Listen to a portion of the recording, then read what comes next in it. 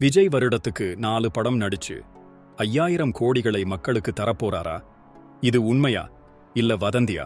நடிகர் விஜய் இப்போ தமிழ்நாடு வெற்றிக் கழகம்னு ஒரு புது கட்சி ஆரம்பிச்சிருக்காரு. முதல் தேர்தல்லையே ஆட்சியை பிடிக்கணும்னு தீவிரமா இருக்கிறாராம். அரசியல் விமர்சகர்களும் இவரு ஜெயிக்க வாய்ப்பிருக்குன்னு சொல்றாங்க. ஆனா ஒருவேளை தோத்துட்டா என்ன செய்வாருன்னு யோசிச்சிருக்கீங்களா? அரசியலை விட்டு பின்வாங்க மாட்டேன்னு அவருக்கு நெருக்கமானவங்க சொல்றாங்க. இப்போ சமூக வலைத்தளங்கள்ல ஒரு தகவல் காட்டு தீ மாதிரி பரவிக்கிட்டு இருக்கு. அது என்னன்னா, விஜய் தோத்துட்டா கூட ஒரு தனி அரசாங்கமே நடத்துவாராம். அதாவது சினிமாவுல வர்ற வருமானத்தை மக்களுக்காகவே செலவு செய்வாராம்.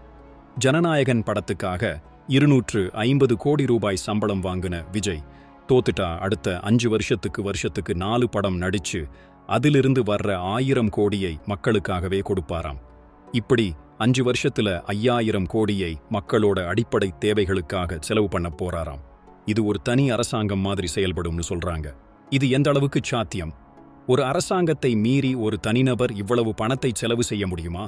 சட்டப்படி இதுக்கு அனுமதி கிடைக்குமாங்கிறது பெரிய கேள்விதான். சில வெளிநாடுகள்ல எதிர்க்கட்சிகள் நிழல் அரசாங்கம் மாதிரி செயல்பட்டு மக்களுக்கு உதவி செய்வாங்க.